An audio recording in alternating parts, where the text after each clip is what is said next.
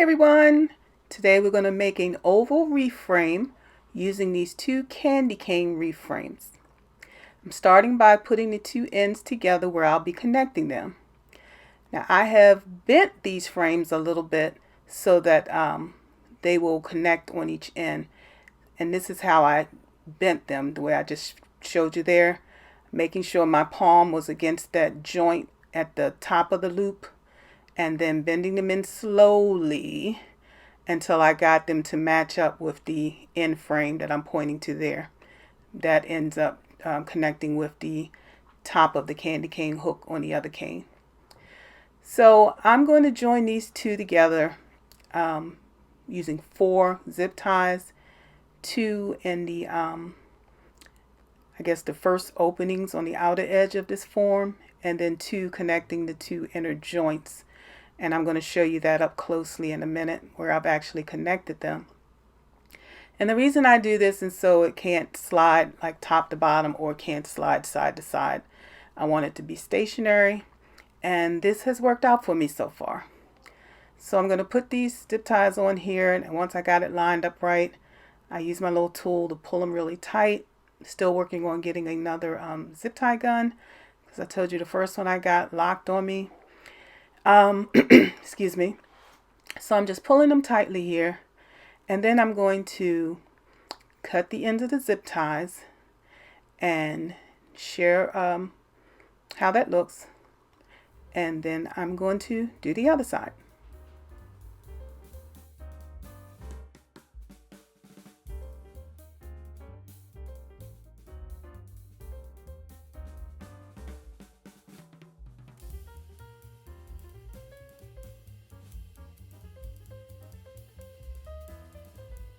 Now, if you enjoy these quick tip videos, please give me a thumbs up and share it with others. That way I'll know to keep making them. Or leave me a comment and let me know, yeah, this is helpful. And I'll keep making them for future videos. And if you'd like to become a family member, don't forget to hit the button and ring the bell so you'll be notified as I release new videos. All right, let's get this zip ties cut so we can move on to the next step.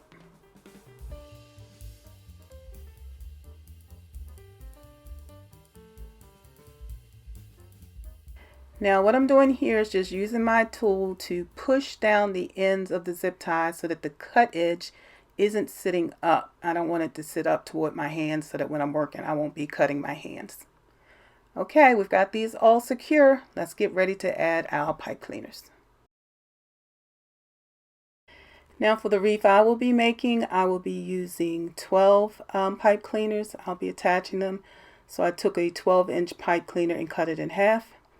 And what I'm going to do is take 4 of the joints and add pipe cleaners there so that I'm crossing the joint, and that secures the pipe cleaner in place so that it can't move. And I'm using the second ring from the inside circle. That's where I'm attaching. And again, placement there is based on the type of mesh I'll be adding and how I'll be adding it. This is just the perfect place for what I'll be doing. And if you'd like to see how I make my wreath with this, I'll be releasing that soon. So keep an eye out. Don't forget, like I said, to join the family so you'll be notified. And you'll be seeing what I call an everyday mesh coming up in a few days. An everyday wreath coming up in a few days. Okay, so now on the in between these 2 pipe cleaners I have, I thought about adding it to that center joint, but it was a little far out because it's much more than 4 inches. So again, depending on what type of wreath you're making, that may work. I decided to do 3 inches from the first pipe cleaner. So for these, because I don't have a crossbar, I'm adding a little bit of glue to help to secure it in place. And then I'll go to the other side and I'll do that again. From 3 inches from that pipe cleaner, I will be adding another one once I get this glue off my fingers. So I'm adding another one here on this side, 3 inches from that previous one. And then the 2 there in the center end up being about 3 inches apart. So I'm going to do the same thing on the other side.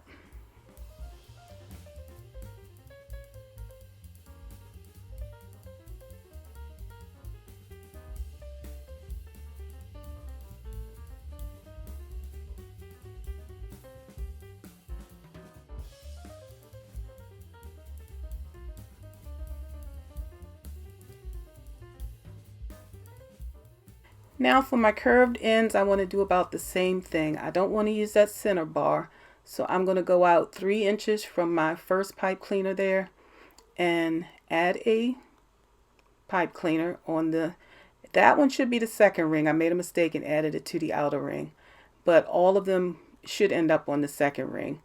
That one I probably fixed before I did my wreath. So sorry about that. I hope that's not confusing. The one I'm working on now should be on the second ring. So just added one there, and then this next one is 3 inches from that and 3 inches from the other one. So in the end, they all end up about 3 inches apart. Again, when you're working with these wreath frames, it's not an exact science. All of these wreath frames, they're Dollar Tree products. They aren't exactly made the exact same. So you're going to find that you're approximately 3 inches if you use this method. Okay, I'm going to get this last one hooked on and show you what this completed working wreath form looks like. And I thank you for spending this time with me, and I'll be talking with you again real soon.